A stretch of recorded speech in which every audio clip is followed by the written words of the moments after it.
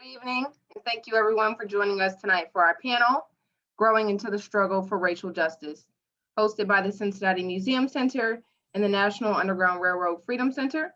My name is Asia Harris, and I'm the Youth Programs Manager here at the Freedom Center. So today marks the 1-year commemoration of the death of George Floyd, and it was the brave actions of a teenage girl, Darnella Frazier, that his death was caught on film. This 10-minute clip shows what happened to Mr. Floyd and how he died. And if it wasn't for Miss Frazier's actions, the officer who killed Mr. Floyd may not have been convicted of his crimes. Tonight, we'll be examining the youth, activism, and what racial justice looks like in Cincinnati. And we're also joined by young leaders in Cincinnati to discuss their experiences growing up and growing into political consciousness in the wake of George Floyd's murder and the subsequent civil unrest that occurred in the aftermath. So Cincinnati is not new to youth activism in the wake of police violence. In 2001, Timothy Thomas, an unarmed Black man, was shot and killed by police. His death sparked civil unrest, and the youth of the city came out to make their voices heard. The youth of Cincinnati are once again making their voices heard, and in the past year have led, demonstrated, and taken part in protests against the death of George Floyd and other unarmed Americans. Now, I would like to turn over to our moderator, Andria Carter. Andria is a media consultant and community engagement specialist with an innovative and enterprising background in the communications industry. She's an award-winning veteran journalist with over 24 years experience in the news industry, becoming an expert in covering local government, politics, and policy issues. She's worked for weekly and daily newspapers, and in her role as managing editor of the Cincinnati Herald, she oversaw the implementation of their digital strategy and helped create digital marketing strategies as well. In her role as communication director, she is engaged with strategies on a variety of issues, including health, neighborhoods, crime prevention, and government policy. So Andria, thank you for moderating for us tonight, and I will turn it over to you. Thank you, Asia, and it's a pleasure to be here tonight for the panel, Growing into Struggle for Racial Justice. I think that I've never really participated in protesting. I've always been covered in the past. When I worked for the Cincinnati Herald 20 years ago, I was the one covering the Timothy Thomas case. I was there watching the protesting. I was there at the law and public safety meeting, especially when Timothy Thomas's mother was refused answers and no one would really give any information to anybody. And it was amazing to watch people get up, get out, walk out of City Hall and walk directly to District 1. And that's where it began, the protesting, and then the events that followed after that. But to see their anger and frustration turned into action has been amazing to me. And tonight, I'm very excited to be able to be joined to moderate this panel of these exciting young people who have also turned their feelings and emotions into action. So we want to hear from them. But first, let me go ahead and have them introduce themselves. I'm going to start with my left, as I see on the gallery view. So Derek, please introduce yourself. Good evening. My name is Derek Snow. Hi, family. Just glad to be here. I am an actor. I've been in the city for 35 years as a theater performer. I've also been a producer and director. I represent Pones Incorporated, which is a theater and dance collective that emphasizes diversity and inclusion, as well as my own company that I founded in the wake of the murder of my friend Sam Dubose in 2015 called Missing Front Plate Productions. So I'm excited to be here and glad to be a part of the panel. Thank you. Thank you. Joshua, introduce yourself. Oh man, that's hard to follow. Hello, my name is Joshua Williams. I go to Lakota West. I recently graduated. I'm going to TSU for psychology and music, and I'm really grateful to be here. This is going to be a really great conversation. Thanks for having me. Excellent. Akia? It's Akua. Akua, I'm so sorry. Akua, please introduce yourself. Hi, everybody. My name is Akua Wilson. I'm a senior at the University of Cincinnati, double majoring in criminal justice and women's gender and sexuality studies. I'm here with Lonnie, representing the Center for Truth, Racial Healing, and Transformation, where we pretty much work to develop a tangible guide to radical empathy and how to be an ally. So yeah, I'm very excited. Excellent. Camille.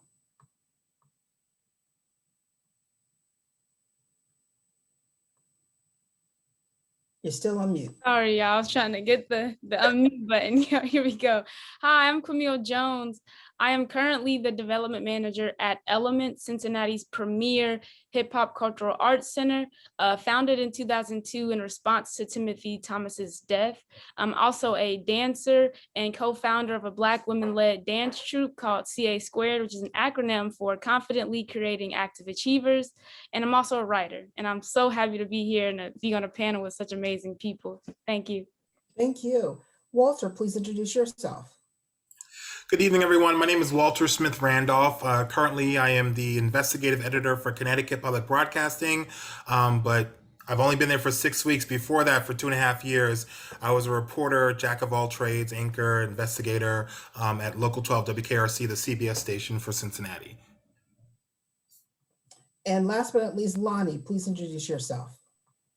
Hello, everyone. My name is Lonnie Jennings. I'm a fourth-year senior at the University of Cincinnati, majoring in women's gender and sexuality studies. Like Akua mentioned, we're representing the Center for Truth, Racial Healing and Transformation, where together we have co-created and co-facilitated a training, as you mentioned, that's tangible for other teams, organizations, and just collectives in general that ties in radical empathy and other social justice theories to produce a guide for racial healing to address anti-racism and different systems of inequity. Excellent. Well, I'm going to get this panel started with just an easy question. What made you want to become an activist, and what does activism mean to you all? Who wants to start first? I can certainly speak to that. I was a graduate of the School for Creative and Performing Arts, and I immediately got a scholarship to go to New York, just as the Rodney King trial was happening. I hadn't thought about it much before as an inner city youth here, but I'd had my own issues with policing and things of that nature as a youth. But only then when I saw such visceral sort of coverage of what was really being done to us. And I think the response of the collective community to just kind of say, oh, he really didn't get hit that many times, and zooming in on the camera and sort of showing this videotape over and over again and the trauma that was attached to it sort of woke me up a little bit to the issues and feeling that I needed to take an active stance and a more, aggressive stance for justice for us. So since then, I've been active in the community and communities in which I live and teach for the past 35 years. And I think it's gotten to a point now where it's really exciting to see the youth and be on this panel and see so many of our youth engaged as I was, and how I had a spark lit under me by something that was traumatic in nature, of course, but that led me to greater understanding of our situation. I think the fact that Rodney King, Timothy Thomas occurred pre-social media, and everything else that has occurred with social media, especially George Floyd. Let's hear from our young people in terms of how did you become activists and what influenced you the most? Was it the past, or was it what recent events that have helped you to speak out and protest? I'll start with Joshua.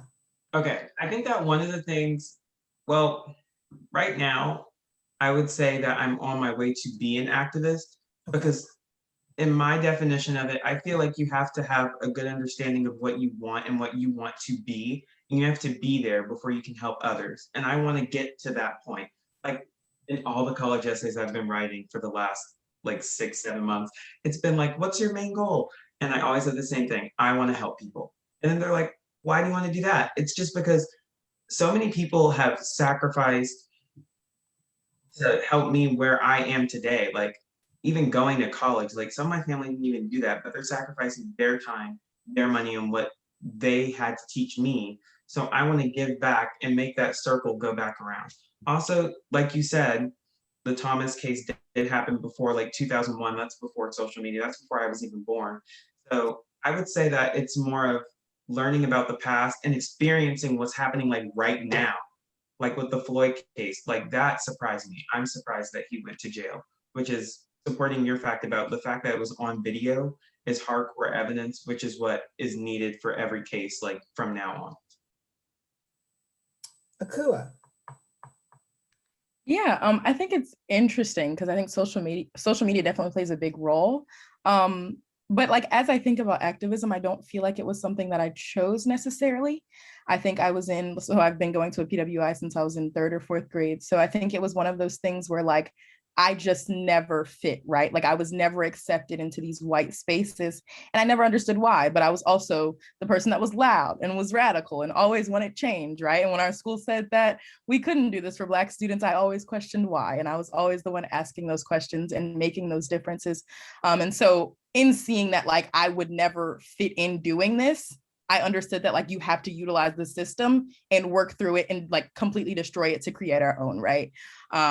And it was definitely something like in terms of social media, I think, so I was born in 2000. So I obviously grew up like with social media, right? Like as social media rose, like I did. And so like we were kind of instilled that like it was this negative thing. And I think it's so interesting listening to Joshua talk because like even now, like I hate social media. I hate anything having to do with technology because like as a child, it was just like, oh, you kids and your phones, right? Like go outside and put your phone down. And it was always this negative thing. And now I think we've been seeing at least since 2016, this rise in like the power of social media and the positivity within social media. So it's definitely something that I'm kind of like at two ends about. It's something that I really hate sometimes, but it's also something that like in the society that we live in without social media, we would be worse than we were, 40 years ago, 50 years ago. So it's almost like a necessary evil. And that's kind of, for me, activism was just like not being able to fit into this mainstream idea, not being able to fit into this in group. And so how do I work outside of that? And I found those people that were activists and started doing that type of work. Has anyone here, in terms of being an activist, participated in the protest over the last year? Did anyone speak out, whether it's through arts or any other way? Camille. Yeah, definitely. I first want to say that as I'm thinking about it, I think of activism as civil disruption and not civil disorder. I mean, civil disruption as in people disrupting or interfering with a system that deserves changing because it doesn't serve or suit the needs of the people that it says it serves. And as Akua mentioned, I share some of her sentiment when it comes to social media in terms of being really averse to it, but then also seeing that the power that it possesses in terms of a global sharing, you know what I mean? People all over the world were able to see what happened to George Floyd, and it wasn't an isolated response. Protests weren't happening just in, the concentrated city in which the murder occurred. It was happening everywhere because everyone had access to the footage of what happened. In terms of the protests that happened recently, I was involved in a protest. I actually formed my own protest too, and I actually called it a prayer in form of a protest. So I got a group of people together, my friends, people just in my phone. I just started making a contact list, and I had saw the George Floyd murder, hearing about it all over the news. I saw the footage of what happened, and I was completely stunned. I felt immovable, but also had an urgent need to do something. And I think that speaks to the power of activism in itself. I don't think anybody goes out of their way and decides, I'm going to be an activist. I think it's an intrinsic a yearning inside yourself. If you're a person that just desires to help, as Joshua said, I think that seed is always within you, especially as people of color. I think that seed to help and serve and uplift each other has always been inside of us. It lives through our lineage. And I think it takes a turning point in our lives that waters that seed and brings it to full bloom. So yeah. Lonnie. I'm very cautious about, integrating my theoretical work that I do, like academic research and social media. I'm very cautious about reposting. I feel like within social media, we have this woke culture and everyone has to be aware. And I remember in a class, one of a professor who was very much involved in my growth, and she's actually here. Hi, Dr. Norwood. But so resisting the idea of being woke and constantly awakening. So I feel like that's how I feel a lot of us have been moving and constantly growing and constantly using social media as a, a tool and free resources. Not everyone is privileged enough to, have access to a lot of the academic materials that highlight a lot of the systems of injustice and how they work and how, they have been carried out. So social media definitely has been a big way of exposing things and holding people accountable. But as far as like how I feel about activism, I resist to call myself an activist and say that I perform activism. I like to use like and make it seem like an action base. It's always not who I am, but it's about what I do. So I'd like to reimagine what it means to resist just a simple label and highlight the actions that we all take forth. I like the term perform activism. That's a very interesting term. Walter, as a journalist, you and I have both been in the same space of having to witness history in the making. How does that prompt you not to be an activist, or does it prompt you to be an activist in a certain way as you're witnessing history, so to speak? I think it prompts me to be an activist in the terms of, journalists are not activists, right? But you can be an activist in the stories you tell in the way that you tell them. So for me, it's making sure that the community is heard, making sure that you're finding the right people. And so through all of, these protests, I made sure that I got different people's reaction. I wasn't talking to where all the reporters were going to. I was going the opposite direction. I was reaching out to people to get their reaction. For example, when the first protest over the summer happened at District 1, I literally thought I was going to go down and get a quick interview because someone said there's a crowd there, and next thing I know, I was in the streets until 2 a.m. But I kept finding the right people. There was a council member who was on council at the time who I tweeted him and I said, "Where are you?" I said, "I want to get your reaction to what's going on." And long after the crowds dwindled, I kept going back to the leaders of the protests and saying, "What's next? What's happening? Let's talk. Let's get these different perspectives." So I think I can't be an activist, but I can make sure that I'm telling the right story. And it creates an interesting dynamic because I remember one Saturday, the protest over summer, I was leaving my apartment and to go to work to cover a protest. They were protesting, they were marching from District 1 to City Hall to the courthouse. And as I'm walking out, my fiance is walking out too. And I'm like, "Where are you going?" She said, "Where are you going?" I said, "I'm going to the protest." I said, "Where are you going?" She said, "I'm going to protest." And I'm like, she's protesting and I'm covering the protest. You know what I mean? So it just created a very interesting dynamic to think okay, the only reason why you're not here is because of your job, right? But you would be here. So make sure you're telling the story properly, make sure that you're finding the different perspectives and you're not just being very surface level. Let me ask you this, in terms of what has occurred recently, or I shouldn't say occurred, but with the anniversary of George Floyd being today, how does that make you feel that you all in your own space have protested or sought a truth to be told in the wake of George Floyd? Has anything changed for you, or did you personally do something as a form of activism in light of what happened to George Floyd?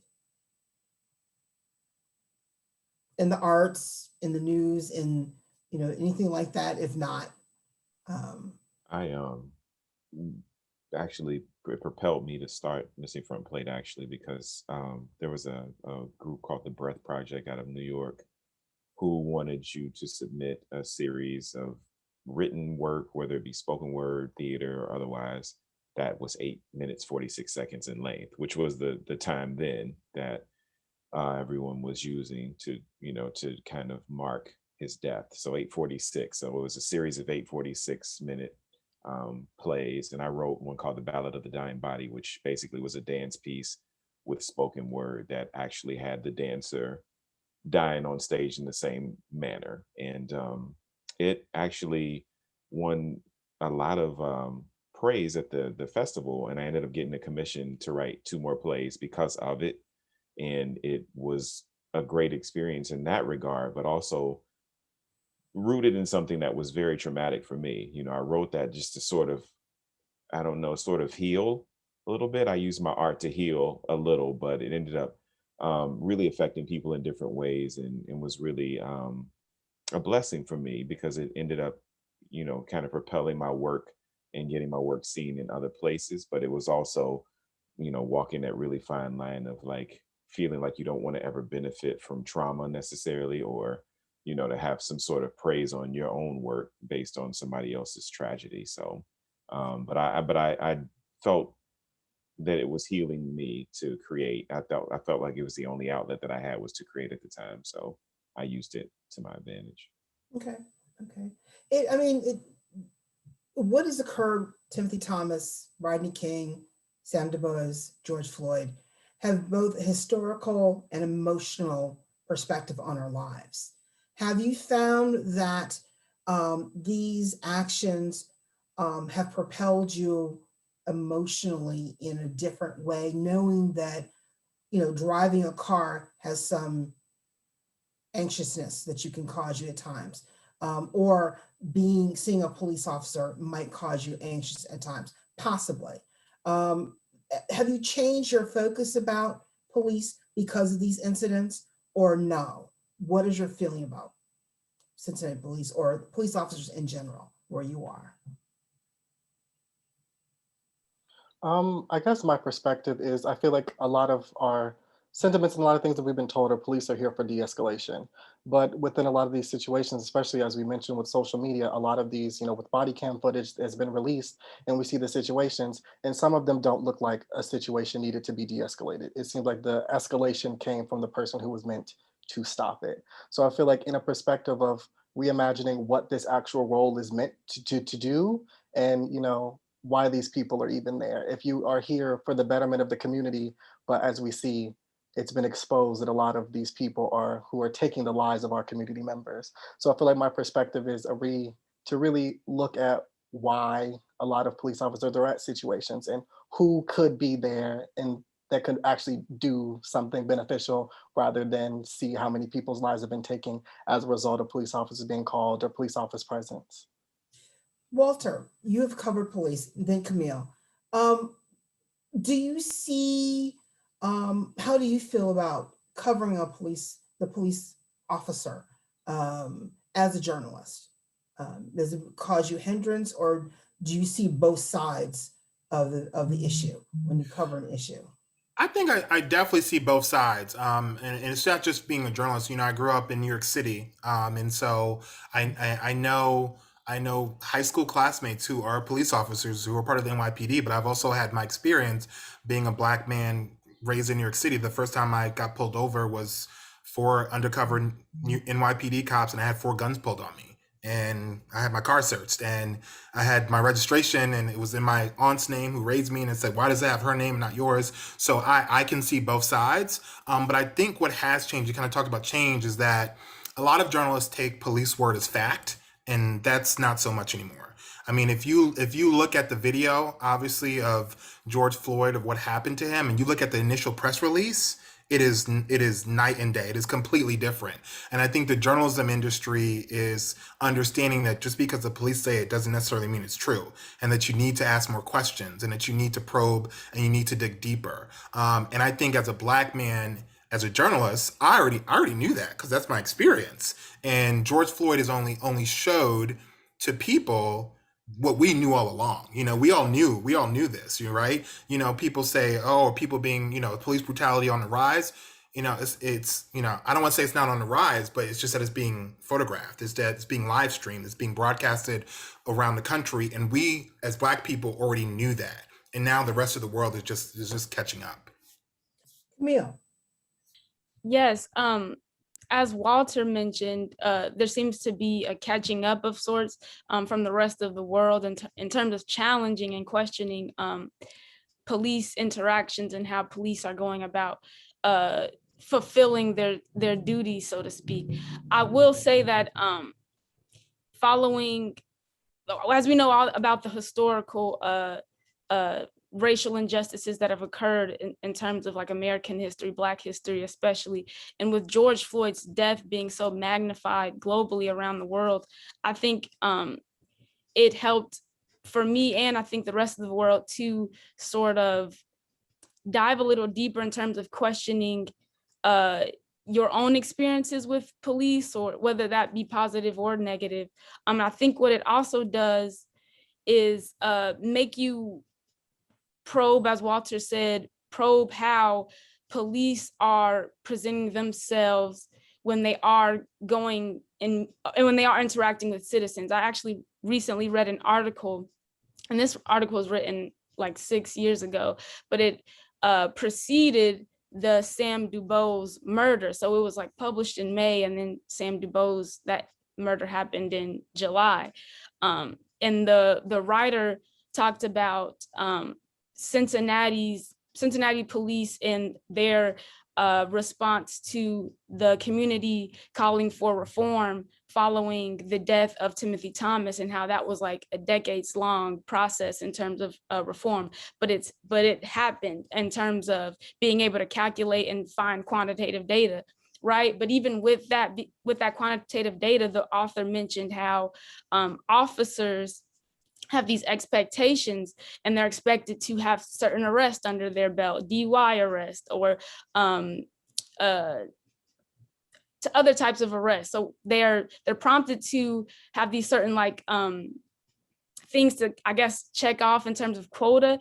And then that makes you wonder about, are we teaching our police officers to simply make quotas if they're simply supposed to make this many arrests in a year, so that when they go and do like an evaluation, they've passed their evaluation? And with that being said, if our system is teaching police officers to interact with citizens in such a way that they're judging citizens just to meet a quota, they're creating problems that necessarily may not be there, and causing escalation when there was a situation that was very calm at the onset. Maybe there's a problem with that. Maybe we should change how we even teach police officers how to operate. Maybe we shouldn't have them think that they have to check off boxes, meet quotas, meet misdemeanor arrest or DUI arrest or anything like that.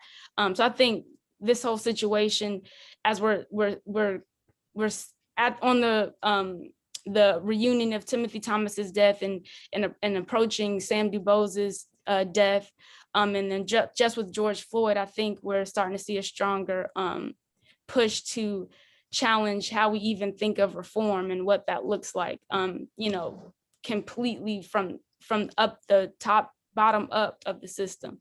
So let me ask you this, in terms of knowing and understanding your experiences with police, Black and Brown people have a very different experience from the majority community's experience with police. Do you think because of Timothy Thomas and the changes with the Cincinnati Police Department, with a change for the better, that what you're experiencing today with the Cincinnati Police is better than what you see around the country because CPD is seen as a leader in police reform? Or do you see that they need more growing needs to be done to keep them as a leader and not acting out like other police departments have done? Anybody? I think just like really quickly off of that, I think when we talk about police, there's a lot of like, police are the problem, right? The police force is the problem, which is true. But I think at the end of the day, like our society is the problem, right? And the social structures that exist are the problem. And it just has a heavy hand on the police force because they have so much power, right? And it just is really concentrated within that space because it's just those people that happen to fall out of that system and come to this place. So I think when we think about Cincinnati being, a leader in police reform, we also have to think about Cincinnati being the 5th most segregated city in the nation, right? And so it's like, how in one hand can we say that we're so good at something, but also still be so racially unjust, right? Those things need to be on the same level. We need to understand why our police force was so bad to begin with, right? Why our police force had all of these incidents to begin with, right? They're not just because the police are bad. It's not just because these people are bad. It's because a system is bad and that system just caught those people, right? That doesn't mean those people are gone. That doesn't mean there's not going to be the same type of people in the next 15 to 20 years because the system breeds those kind of people. That's how that works, right? The system births these people into this field. And so how do we stop that cycle of these people being birthed into this field is the question that we actually need to, counteract, not how do we defund the police force, because we do need to do that, right? But how do we also make sure that when we defund it, it doesn't just shift to something else, right? These people don't just go join the military and then they have the same impositions on us. So let me ask you this, in terms of, the protest this year went from George Floyd to defund the police to reform the police. What does that look like from each of you? What does that mean? I mean, in what way would you reform the police department? I think one of the main things about this issue, like when I was talking to my parents about it, it was like, if you wanted to defund the police, what does that mean for the legal system as a whole? Is that saying that the community is going to take over? Or does that mean that by defunding the police, you're cutting back on what's already there? So by reforming it, I honestly think that reform is just a better word than defunding, because it's like canceling something that you need. Understanding that there are racial discrepancies that are in the police system doesn't mean that you have to just cut it off entirely. So when people say that they want to cut it off, it's just like you're getting rid of something that every community needs. What you need to do is make sure that people in that section of protection, like your job is to protect us. Our job is to, we teach our children that firefighters, police officers, they're like our local heroes. But over time, like we get the real picture. We see what's going on. Like the first one that brought me to mind was, it wasn't exactly police per se, but the first one that caught my interest was Trayvon Martin. I was like, oh man, you could be wearing clothes, you could get shot. And that kind of changed my perspective on what I have to wear, like how I act. So one of the main things that I would see in reforming it is diversity and inclusion, how to act with different people. Like there are so many jokes that go around about, there was one video in 2016 about somebody walking outside with a Nerf gun if you're white or black. Have we seen that video? It was really old, but it was like if a white guy walked outside with a Nerf gun, he would get talked to, but the black guy that walked outside was tackled and arrested. And it was a social problem. And it was great. It showed people, it gave us the right answer. It showed us that everything is already set out. We can't change it unless if we put new people in charge. What about if reform means bias training for all police officers? Would that be acceptable? Or is that we still need to reform the filters that people view their life from? I feel like you have to start from the roots. So you would have to start with the police training, which is what was brought up in the trial recently with George Floyd. So yes, I entirely agree. But like Akua said, you have to have a good mindset with all the community as well. You can't just have a bad community and a great police force and then blame it on the police. It's a team effort and nobody wants to realize that. We have to work together as a community to show success for all of us instead of one blaming another and then creating disarray. It just won't work that way. Do you think the protests from last year, I'm asking everybody, where we were pointing the finger at the police, but no one pointed the finger at all the other actions that were going on during the protesting, where people were breaking the windows of the businesses and looting cars, well, not looting cars, but there was a lot of breaking going on. And it was called out, but no one really called them out on it per se to say, this is wrong. Because there's that scale of, yes, we blame them, but are we going to blame them also what we find acceptable and what we do when we are, quote, protesting? I'm sorry. I honestly feel like the argument of who to blame is almost just gets us nowhere, in terms of people saying, well, if the police are the ones to blame, why are people looting and things like that? Because I feel like those are visceral responses to just utter and complete frustration with the system that constantly disappoints. But I also think it goes back to Akua's point. It's social structures that need to be redefined and investigated and changed, because we can promote police reform and say bias training all day, but this bias comes to form way before they put on a uniform. It came to pass way before they took a test or even made the decision to become a police officer. And that starts with everyone too.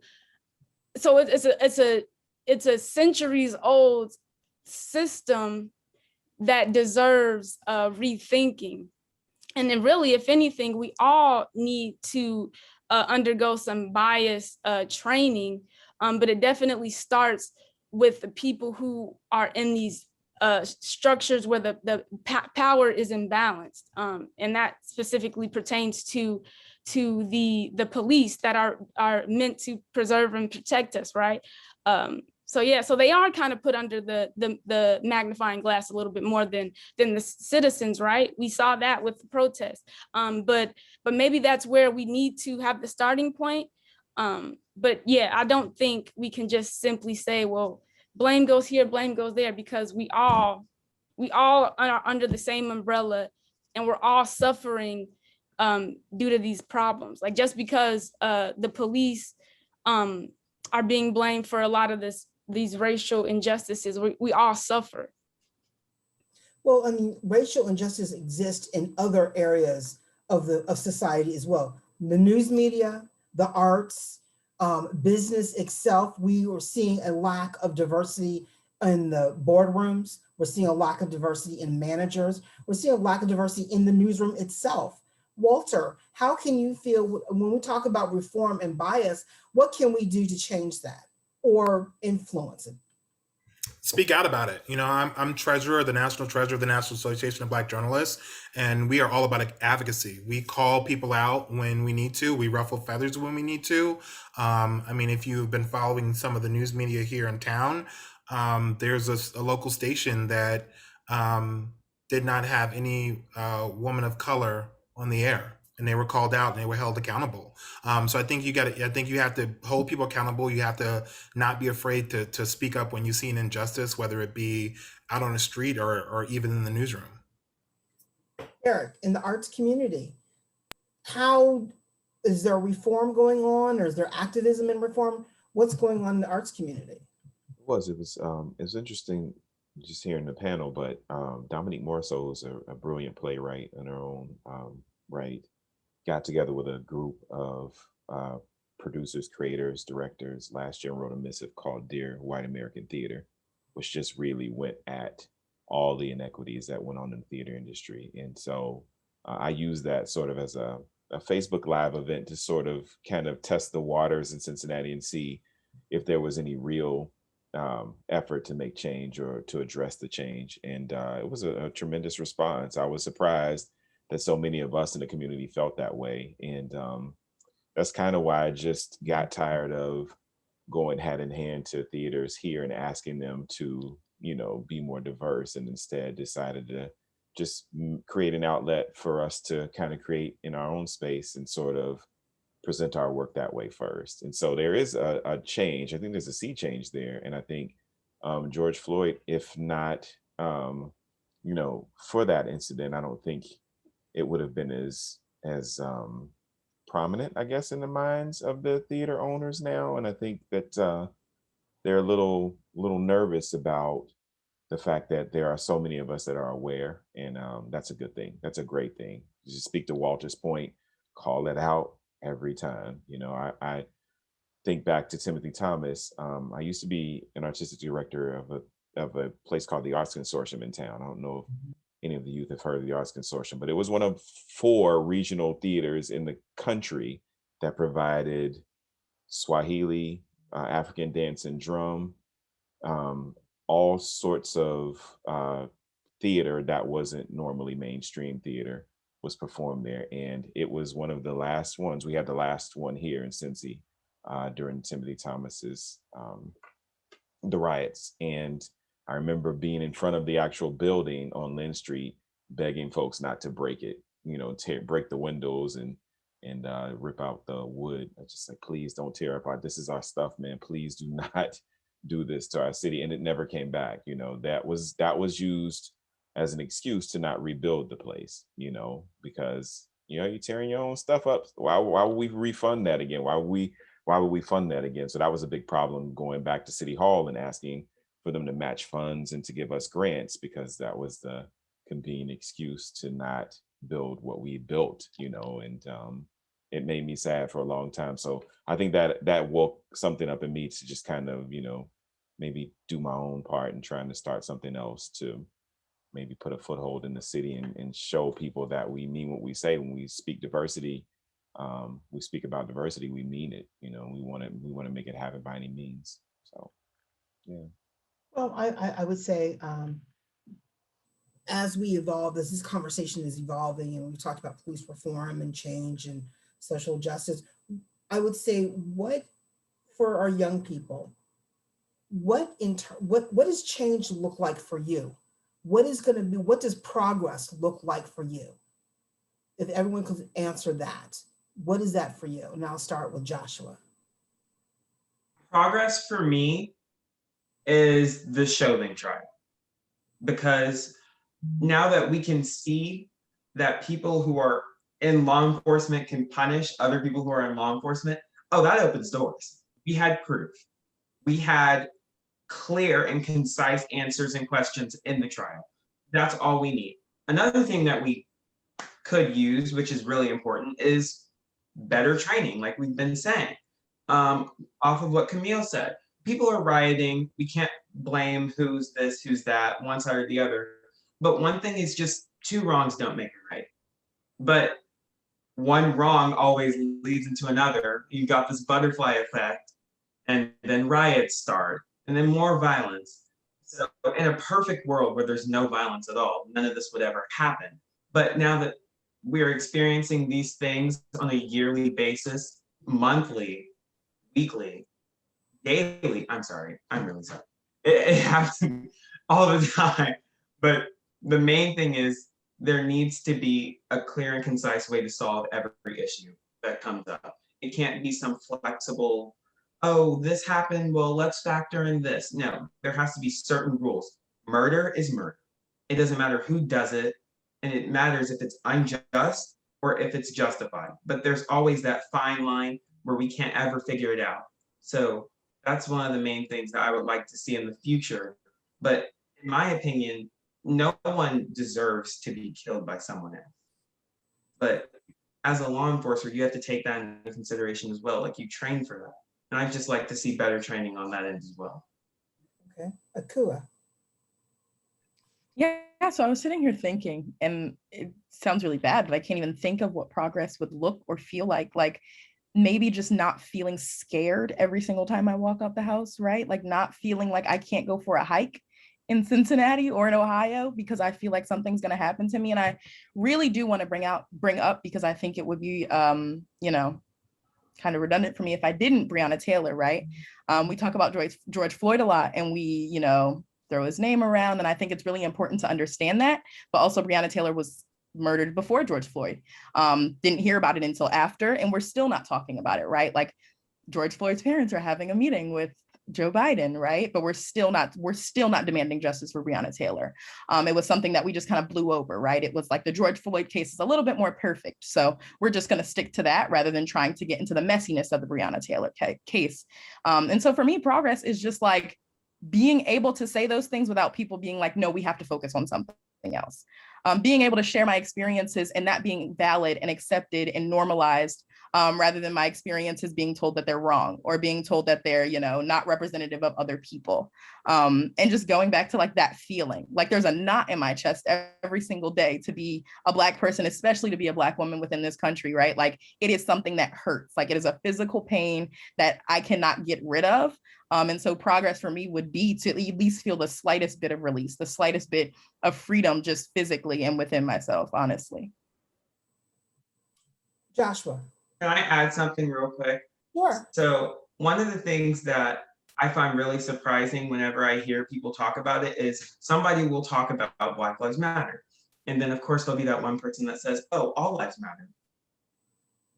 We understand that, but what's happening now? Like, what's going on right now? We understand that police lives matter, but we don't see a decrease of numbers in police officers. We see a decreased number in minority males and females who are being treated unjustly. It's just, it baffles me every single time I hear it.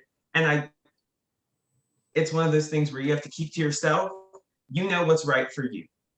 Like, my parents taught me, your opinion, you keep it to yourself and you listen.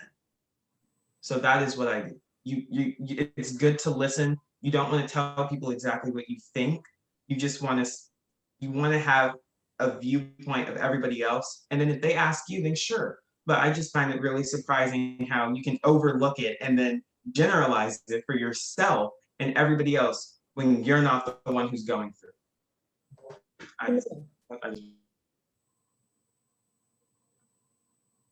Camille, what is progress for you? What does that look like? What does change and progress for you look like? Progress.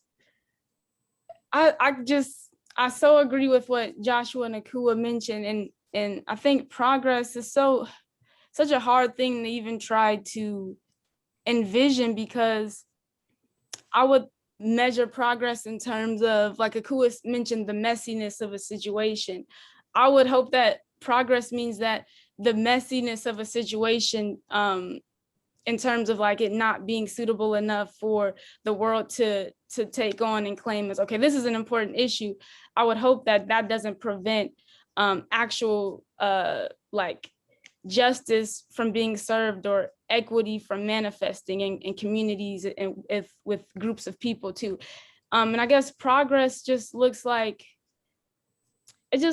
people being better people, like people just treating each other better, treating each other as if that they looked at, when police interact with citizens, that they look at these people not as just people to check off a box, or, oh, I made this stop, or I made this arrest, but like you think of people as like your brother, your neighbor, your sister, and you prevent certain high tense situations from escalating into murder.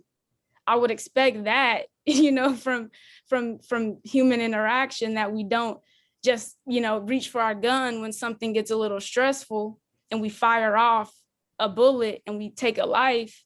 That's what I would view as progress, that people are just better people to each other, and we're more patient with each other. And maybe you let that person drive off. And like in the case of Sam Dubose, you just let that person drive off, you know what I mean? Instead of feeling like, oh, I have to fire off a weapon to stop this person from going. Or in the case of Breonna Taylor, you just, if you're not sure of what's going on, instead of just firing off, weaponry, you take the time and you say, okay, maybe let's just practice some patience and practice some discernment, and investigate a little bit more before we just make this huge leap of action. So yeah, progress looks like that, and just where like moral rightness takes precedence in social interactions. So during interactions where there is a power imbalance, people aren't mistreated just simply based off ethnicity or socioeconomic inferiority or gender, things like that. So yeah, people just being better people to each other. Okay, well, let me just ask this. Is progress not so much, if you can't imagine change or progress, is it about acceptance of truth? Walter, you're in the news industry, you're the teller of truth or facts. Is that true that more people need to accept the truth if they don't look like you? Is it that they must accept more of what a person experiences than what they think they should have experienced, or accept what has happened to them? Is that progress and change? I think that's definitely progress. I think the audience understanding that just because it's not their truth doesn't mean it's not somebody else's truth. I've seen some progress actually with these protests. 4 or 5 years ago, journalists could not say Black Lives Matter. They could not wear a Black Lives Matter shirt. They would get fired because people would say it's political. But I think now, today, I've seen it where I remember, last summer I woke up and I got on Instagram and I saw one of my mentees. She covered a Black Lives Matter protest on the morning news. And then right afterwards, she went to it. And I called her and I was like, what are you doing? What you had to protest? You can't go to a protest. And she said, my station and my company says it's cool, because what am I really saying? I'm saying my Black life matters. Like it's a fact. Like that's not an opinion. Like what's the big deal about that? So for me, that there has been some progress, and I think there needs to continue to have some more progress. You have to be open and willing to understand those stories, and also be willing for those stories to be told and for people to listen to them. What role does the news media play in projecting the truth and the progress that you speak of? by diversifying, by having more voices at the table. As part of NABJ, we want to make sure that we have voices at the table. And I think for a long time, it was make sure you get people in front of the camera that look like the community, right? Make sure you have Black and brown people, AAPI people that are on camera. But now the push is make sure you have them in the news director's office. Make sure that they're general managers. Make sure that they're in the C-suite of all these media companies, because that's how you're able to get those stories told. Because and you see it now, like you see this like push towards Black Wall Street. Like we knew about Black Wall Street. I learned about Black Wall Street because I went to predominantly African American elementary school, but a lot of white people didn't know about it. But you're seeing those stories because people are finally listening. They're finally willing to say, okay, let me listen. I may not everything. My white experience doesn't mean that that's what the truth is. There are other people have other experiences. Other people have other lived experiences, and those lived experiences matter too. Okay. Lonnie, what does change and progress look like for you? Progress would be, to me, addressing the economic benefit to racism to some people. I think Camille brought up a lot of the capitalist intersections within what we're talking about. The police, when a lot of the systems, it's not, I feel like moving beyond the individual level, saying it's the police officers, it's the systems.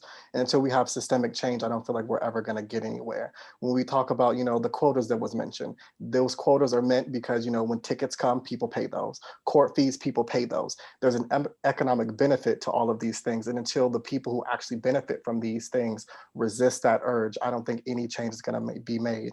To us, or as people of color who are affected by racism, it's horrible. But to people who can economically benefit from it, it's amazing. So until people who actually benefit from racism resist that urge, I don't feel like any change is going to be made. It's only so much we can do of calling things out until someone actually takes that baton and says, okay, I am in this privileged position, but I refuse to reap the benefits of that privilege. And until that happens, I don't think any change is actually going to be made. Okay. Derek, what is progress and change? You've mentioned Rodney King, Timothy Thomas, now George Floyd. What is that for you? Because you have witnessed it and we still have more to come. What does that look like for you?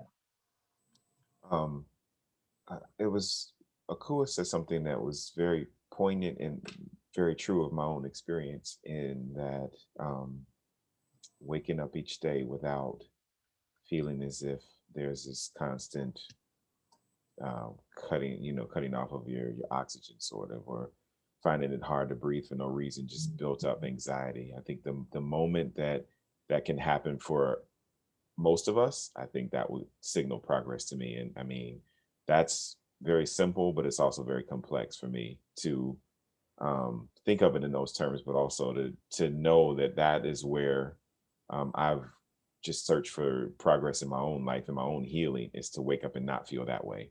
And I think there's a bunch of us who feel that same way and just want to wake up and not always be in fear of driving or going to the store, or, for goodness sake, taking a walk or a jog to try to, be healthy, or try to, put some healthy habits into your life, and that, can ultimately lead to your demise. So that's what progress would always be to me. I've seen, Timothy Thomas, and that was a big deal for me, as a creator, because I just felt that I had to say something that, I came back to the city to teach then. I was teaching the youth when I came back, and all my students were asking, like, is this how it always is going to be for us? Are we going to always be in fear? And in Timothy Thomas's case, holding up an ID and saying, I'm just showing you my ID, cost him his life, And with Sam, I grew up with Sam. He's one of my closest friends. So that took a very, very personal toll on me for a long time. I spent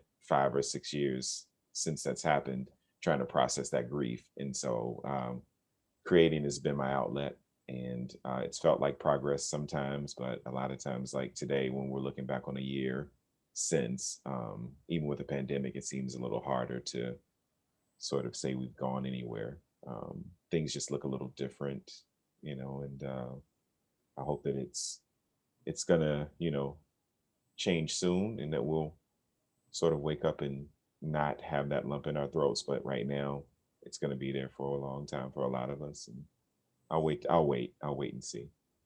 I know that the world is a little bit different since the pandemic, and has affected all of us in both on a personal and social and economic level. But issues still continue. Our activism still continues in our own individual ways of what we see as the truth and what is the light that we want to make sure that we express. With what you envision for City of Cincinnati about racial justice and equity, how do you think we should support each other to make sure that is accomplished? Anyway, Walter. Can you repeat the question one more time? Sorry. So I was going to say that your vision for racial justice and equity in Cincinnati, how would that go about being accomplished? As because we're all in our own way activists. How would you go about that? I think more voices at the table. You know, I think we talk about seat at the table a lot, but it's not enough to just like put people in these like figurehead positions and, oh, we're gonna listen and But it's like actually putting these people in power and giving them the power to be able to actually make those decisions and to have more of a vocal role in city affairs, whether it be in arts, whether it be in the news industry, not just leaning on people when you just need the Black perspective. Like, you know, we always want to hear your perspective. What about racial justice and equity in terms of police reform, police patrolling our neighborhoods, and do you think that would be good for our community or not? Or do you want to see a neighborhood police officer walk down your street in terms of better equity, in terms of policing, getting to know the community? Or do you still want to see them sit in their cars and zip past? Is that for me or for the panel? Everyone for the panel. You can answer if you want, Walter, but. I mean, in my opinion, outside of being a journalist, I would love to see, and I don't know if this is necessarily the rule for Cincinnati, but I would love to see police forces where the police who are patrolling community live in the community. You know, like in New York City, to be part of NYPD, you can come from the 5 boroughs, you can come from Suffolk or Nassau County, which are Nassau suburban and Suffolk is rural. So if you're living out in rural, you know, Suffolk County, which would be the equivalent of like living out in, I don't know, Northern Butler County, Warren County, and you're coming into Cincinnati every day, you're not seeing people, you know, that you're patrolling in your own community. And I think that sometimes that's what leads to what we're seeing play out. You know, if you're not used to seeing people every day, if you live in an all-white community and you don't have any Black people in your neighborhood, you're going to work and you're seeing Black people and you're like, oh, I'm just dealing with Black people. So to me, I've seen other cities do that, but I think that would be a good idea to forward some equality. Does anyone else have a vision of what equality should look like or be? I feel like the idea of, you know, like the more policing and bringing police officers back into the communities, I don't really feel like that's a step that's going to lead to any improvements. When you are looking for a problem, you have these, whether they're community members or not, if there's someone looking for a problem, they're going to find it. Having people under surveillance is going to make community members feel uncomfortable. You know, having them there to come quickly after a crime happens, to me personally, doesn't seem like an effective step. An effective step would to make sure those crimes do not happen. So having them there come after or quickly after doesn't stop the initial crime that already was there. So I feel like if there were more systems and more, you know, incentives for people to, you know, not commit certain crimes, you know, people rob because they don't have. If they had certain things, they wouldn't feel the need to go get it from places that really aren't theirs. So I feel like a push for that. So financial stipends for people, you know, access to grocery stores, healthcare, things like that, transportation, giving people comfortable lives to live instead of worried about them committing a crime and then someone coming afterwards. If they don't have the need to commit those crimes, we won't need those people to, you know, stop them. Okay. Really quickly, just I'm sorry. No, you go, cool. You go. No, I was just gonna say really quickly off of what Lonnie said, and it needs to be the police doing these things. It needs to be the police researching these things. Like, why is there this concentrated crime in this area, right? What can we do? Maybe it's a food desert. Maybe we need to do this, right? Like making sure that the police are the people implementing these community ideas. The police are the people doing this research. The police are the people giving reparations to these people, because if not, there's always going to be this distrust, right? We can throw as many community organizations as we want to within a community, but if the police are still coming in and doing the same same thing and being the same people and not contributing to those organizations, there's still going to be a level of distrust. And like Lonnie said, if you're looking for a problem, you're going to have it. And that's on both ends, right? Like if I see a police officer, I'm automatically going to have an issue, right? And then there's automatically going to be this hostility. And so instead of that, how about making that trust, building that trust back up and making the police officers seem like people, right? Like I know, so I'm from Philly, I know they do like a police as Santa Claus every year, right? And they go and give like stuff to the kids like in their uniforms to show that like we are not just this militarized police force, we're also people who are in the community, right? And like utilizing community members who are also police and things like that. And I just think there needs to be almost a synonymity, hopefully that's a word, synonymous, just among like community members and police, because they are community members, right? And so they need to be in that community and they need to be doing that work just as we are. Absolutely. And I think my point just piggybacks off of that too. Instead of so much focus on the police reform in terms of how they act in response to crime, especially in neighborhoods where crime is more prevalent, I think it should be twofold. So there should be an investment in not only financial, but like a social investment in police officers in terms of, I think it might have been Walter's point, in terms of police officers living in the communities that they're policing heavily, right? So then that way, and beyond just living there, but when there's a focus on relationship building with the citizens that you interact with, I think that could play a part in preventing a lot of the just sort of blind biases that take place in terms of how we see the violence and the like senseless murders that happen. But then on top of that, we should see an investment in the community organizations that are doing the significant amount of work to sort of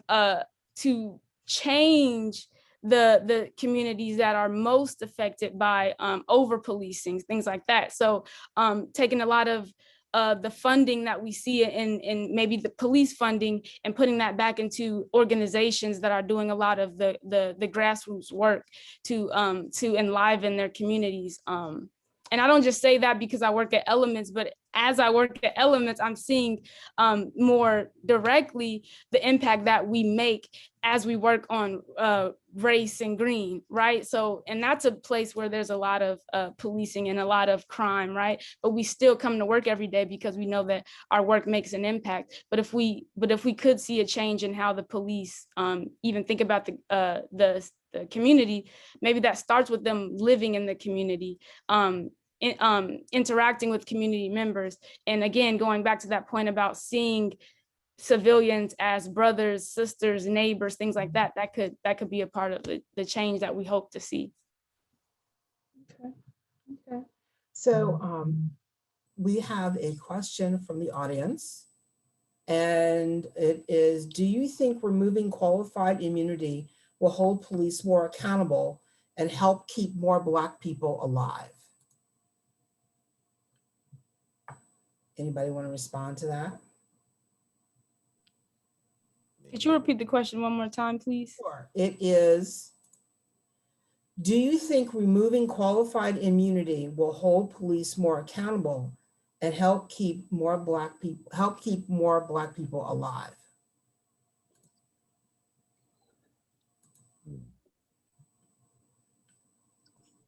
I mean, I feel Like that qualified immunity, I'm sorry. No, go ahead. Absolutely. I just wanted to clarify, by qualified immunity, does that mean like rogue police officers? Like, what is that? Qualified immunity, I believe what their meaning is, the police department have a certain immunity to prosecution. Because, okay, that makes a lot more sense. Okay. Right. So if that's the case, then that would help keep everybody alive because there wouldn't be any blue blood, right?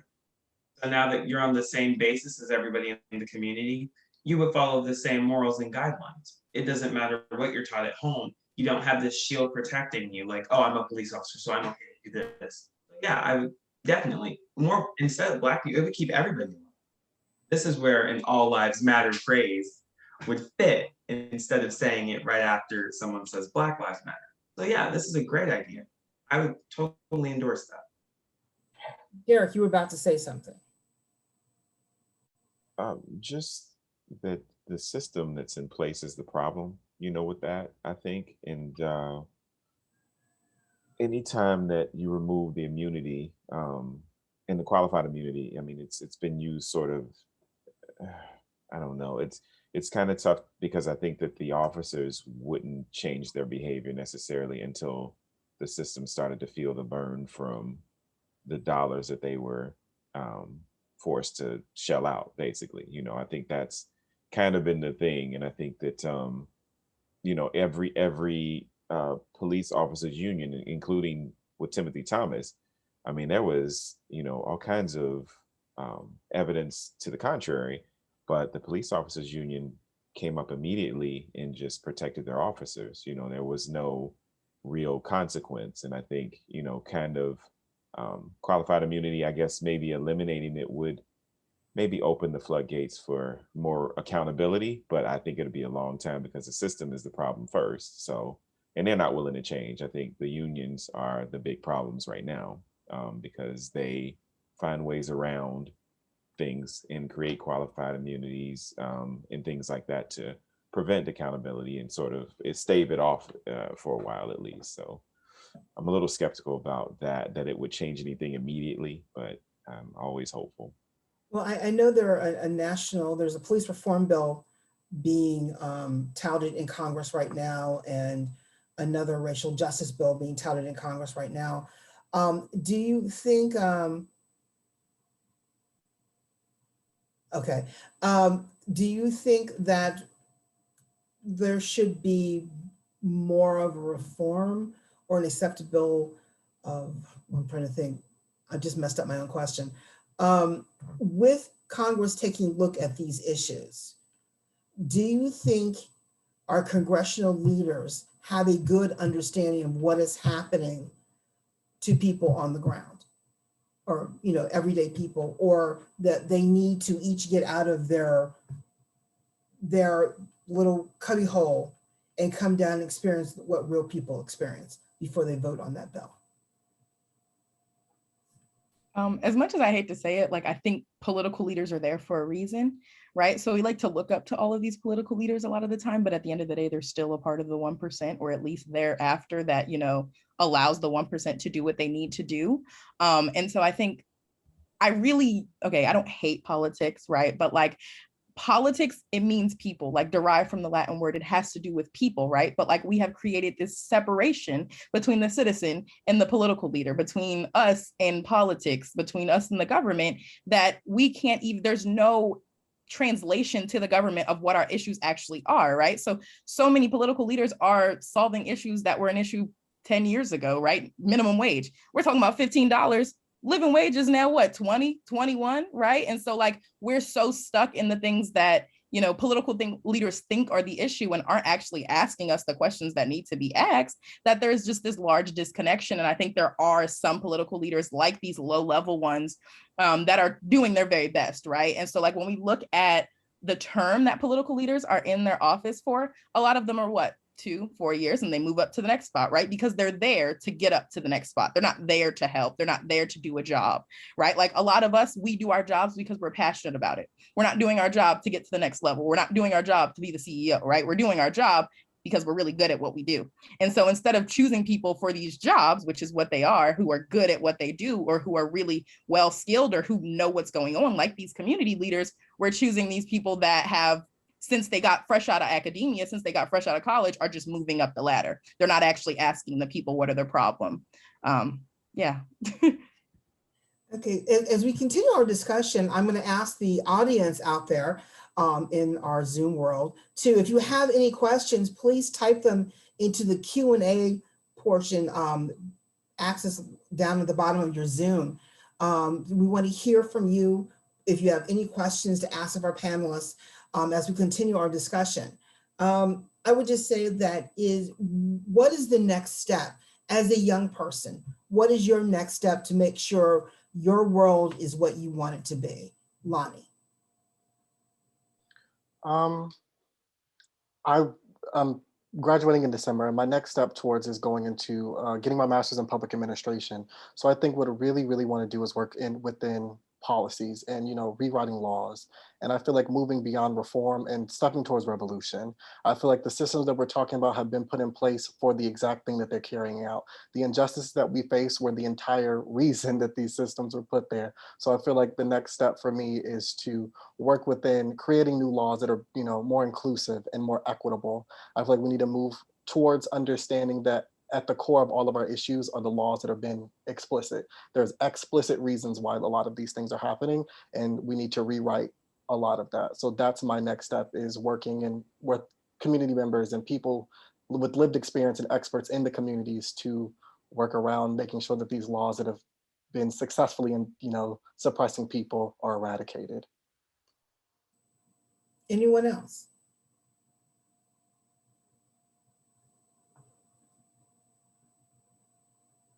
Is there any organization or any other group out there that's working for change in our society that you like to speak on or talk about, that you admire for their truth?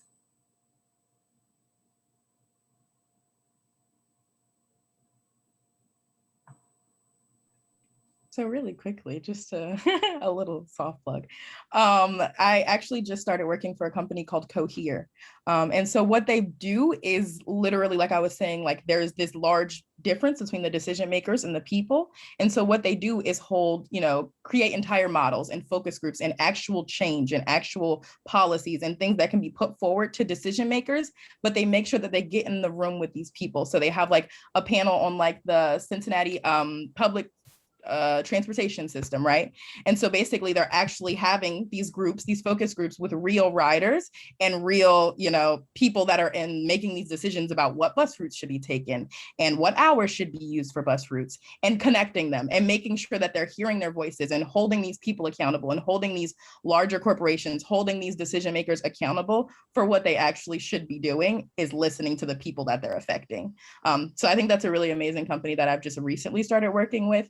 And it's almost like, for me, branching that gap that we've never really talked about, right? Like we've talked about activism and we've talked about the work on the ground and the protests and the things that we need to do as people. And I think we always allude to what decision makers need to do and always almost like yell at them, which is what we should be doing, but we yell at them and tell them what they should be doing, but there's never actually this dialogue that is allowed for them to have this constructive criticism. And there's never any accountability, right? But like, these are companies that pay Cohere to get these opinions, which is really, really interesting to me, because I think it's a forced accountability, right? Like Lonnie said, everything's about capitalism. So at the end of the day, like, you want to get the most out of your money. And unfortunately, that's the way that it's going to happen. Real quick, an audience member wants to know just repeat the name of your organization. It's Cohere, COHEAR. Excellent. Go ahead. I would just applaud Cohere. I work with Cohere a lot when I was at Local 12. And when you talk about these real panels, hearing from real people, it leads to real stories and real newsrooms. I think about like issue 1, I believe it was, which was the bus levy. When we were doing stories about that, I reached out to Cohere and said, give me a bus rider. I need someone who is like transferring 2 to 3 different buses to go from Mount Airy to downtown, about why this is so important. When Cincinnati decided to do away with marijuana tickets, I said, find me somebody who has a marijuana ticket. It was actually Cohere did some type of it was like a legislation pitch, and the guy won the pitch, and I did the story about it. And then I followed up with him like 3 months later, because he says, I'm still having trouble because I can't, it's hard for me to advance because I got this marijuana ticket. So I think organizations like that do great work. Thinking about my 2.5 years here in Cincinnati, I applaud Mona Jenkins, I think her name is. When I would go to District 1, she was always leading the protest or the vigil, no matter if it was 500 people or if it was 10 people who showed up. If it was rain or shine, she was there. I think about people like Iris Rowley. She's been around for decades talking about the struggle for justice and racial equality in Cincinnati.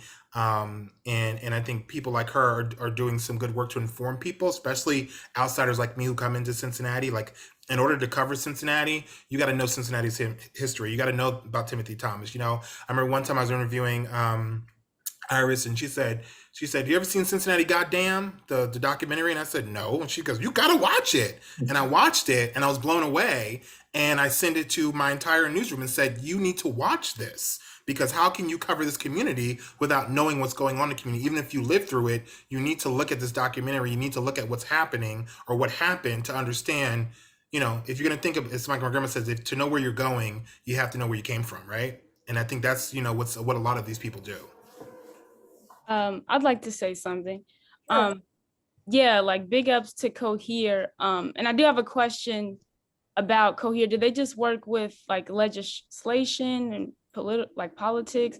Because I know here in Cincinnati, we have huge disparities when it comes to the arts sector. So a lot of like organizations, especially organizations run by people of color or just artists of color, there's like huge disparities in terms of funding and opportunities here in the city. But with the work I do at Elementz, which is a perfect example of a Black-led organization trying to close the gap in terms of arts initiatives and bringing art to the people and making voices of the people become louder. We're doing a lot of work with trying to, I mean, as we were formed in response to Timothy Thomas's death. So we were formed to bring voice to youth in the urban core to disrupt the status quo. And we still do that 20 years later. And through my work at Elementz, I've come to know different Black arts organizers like Kik Lee, who founded CMA, Cincinnati Music Accelerator. And he's just one of the many Black artists, Black organizers trying to change the disparities and close that gap in disparities here in Cincinnati, where we do see so much division and segregation when it comes to funding arts initiatives and things like that. So yeah. And I think Derek Snow could speak to that too. Okay. Derek? Absolutely. Well, yeah, definitely. I'm glad she plugged Elementz because just great people there that I've grown up with in the arts community. A lot of support there. Pones Inc. is a company that I'm a board member of, and that was sort of on the same vibe that Camille was on, just saying that it's an arts organization dedicated to specific, you know, changes in the landscape artistically of Cincinnati, because it hasn't been as diverse in some years as it was in others, and we're trying to really draw attention to that now. My own company, Missing Front Plate, I am specifically taking submissions from all of our artists of color, whether the Latina community or our Asian American community, and most specifically our Black artists who just have not had a platform for their work here in the city. And a lot of creators here who just moved away. We lose a lot of talent to that same stigma of, you know, moving away and getting, you know, some daylight elsewhere, and then having to come back here as a celebrated hero, you know, from some other city that you've made, you know, popular or something, you popularized your work there. And so we're trying to keep that here, just trying to maintain our artist core here. And definitely Maslow's Army, I'm working with them now. They're a homeless rights advocacy group that also wants to get into bringing in artists of color to create in their space. They have the Top Hortoon Center now, and they've decided to open that up for artists to come in and create, whether it be dance, drama, and teach the youth as well, have classes for youth, and have us all volunteer our services to kind of get that going. So I'm excited with the pandemic sort of, you know, lessening in terms of restrictions. It's going to be exciting to sort of bring the children back into this this mix as well. So I'm excited for all those things. That's good. I'm going to throw my 2 cents into the conversation and just say who I admire. I admire the Center for Closing the Health Gap, who has fought hard to prove that why they are necessary. And I think the pandemic brought that out to bear, showing the health disparities and who's more affected than others regarding when health issues arise. Also, the the Urban League of Southwestern Ohio, I think also their work on helping to promote the Black experience and help to better the Black experience, so to speak, and the fact that they took initiative to create the Black Lives Matter mural down in front of City Hall, where some people thought it was a waste of time and effort down there, but it's a point.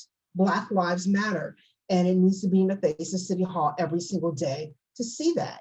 And I think it's a bold initiative for them to have done that. Also, the Center for the Community Police Partnering Center that was created out of the collaborative to address neighborhood safety issues all across the city, but also using, unique problem-solving tools to address safety issues in the neighborhoods when people keep saying, we want more police, even though they're calling for reform, they still want their safety issues addressed. So I think all of these organizations have been here and have existed, but are just now seeing their prime and their need because of that we all want to feel safe and have the best quality of life possible. That being said, I have another question from the audience. The many protests in Cincinnati last summer involved more ages, more races, more classes, and other differences than in past decades. What do we ordinary citizens need to do to sustain that commitment in hopes of making the systemic change that you all are talking about? I think one thing is just to keep the cause going. I think last summer, Bridget Brantley, a teacher in New York City, one of her interviews went viral. She said that they're sick and tired of being sick and tired, and this is what sick and tired looks like. Continue to be sick and tired and continue to show your discontent with what's going on and keeping that disdain alive until some real change is made. So as be vocal. We all have platforms and we all have a voice, and to keep those sentiments going about, I don't like that. And to know that there are people who are going to listen, or to force people to listen to you, because don't be quiet, always be loud about your distrust and your discontent with the systems that are going on until actual change is made. And so be tired of it and show how tired of it you are. Basically, kind of like the local neighborhood watch program. If you see something, say something. So basically, everyone who sees something that goes against your truth, but it's wrong, speak up. Is that what everyone's agreeing with? Okay. All right. Good. Let's see. I have another question. Is donating the most beneficial thing a white person can do to support the Black arts and the Black revolution? So I think as a white person, there needs to be a level of privilege that you're acknowledging and letting go of, right? And so sometimes that is money, and sometimes that is giving to certain organizations because you've been blessed economically because you are white. But a lot of the times that just means sacrificing the things that are so normal for you for those people that it's not normal for, right? So I like to say all the time, and it's not even a shot at anybody, but just you waking up and operating your life normally as a white person oppresses a Black person somewhere. And so in order to make any kind of change, in order to support the cause in any type of way, it needs to be an everyday thing that you're breaking down at. And it's not fun. It's not gonna be nice. It's not gonna be this cute thing that you're just oh, I donated money and I screenshotted it and put it on Instagram, right? It's not gonna be that. It's not gonna be something that you enjoy. It's not gonna be something that's beneficial to your life, because it's beneficial to other people's lives. And that's the point, right? It's not supposed to be beneficial to you. And I think it just takes almost a drop of an ego, but also just an understanding of privileges that are so instilled in you that we may not even understand as Black people, right? And that goes for everybody, not even just for white people. All of us as people need to understand that we all hold privileges, right? And we need to let go of that if we're ever going to think about helping or supporting any kind of cause, because you can't on one hand go and allow these privileges to affect people in the way that they do and then try to donate money, right? That doesn't even itself out. There's always going to be a more heavy hand on that oppression because it's systemic and it's working the way that it's supposed to. So it needs to be a conscious, every single thing that you do, every single thing that you say, you need to incorporate some type of social justice within that in order to support the cause in any length at all. I would say as our conversation starts to wind down a little bit, what is the one thing that you want to leave the audience with about activism, about truth, about reform? What is the one piece of advice or truth that you want to give them as we round out our panel? Just don't be comfortable with, the fact that your truth. Make sure that everybody knows it too and live in it. Embrace it. Whatever that is to you, I think that's freedom. That's the true definition for me, at least. And I try to wake up every day and remind myself that, like Akua says, there are certain privileges that we're privy to, and we may not be aware of them sometimes. So I have to shut that down a little bit and just clear my memory of all the things that may have happened before, and just try to live in whatever truth I'm creating for myself, and make sure that everybody else knows it too. And then I'm fierce in defending that, and then having reasons to defend that, and sticking to it. Yeah, that's for me. We got one more question. I'm gonna get this in before, as we round out the panel. A gentleman asked, can churches help with the socioeconomic problems? Do you think churches can? I mean, the Black church has always been the support system for protesting in the past and the civil rights movement and going forward other things, but we didn't see it this time as much. But do you think churches can help with socioeconomic issues?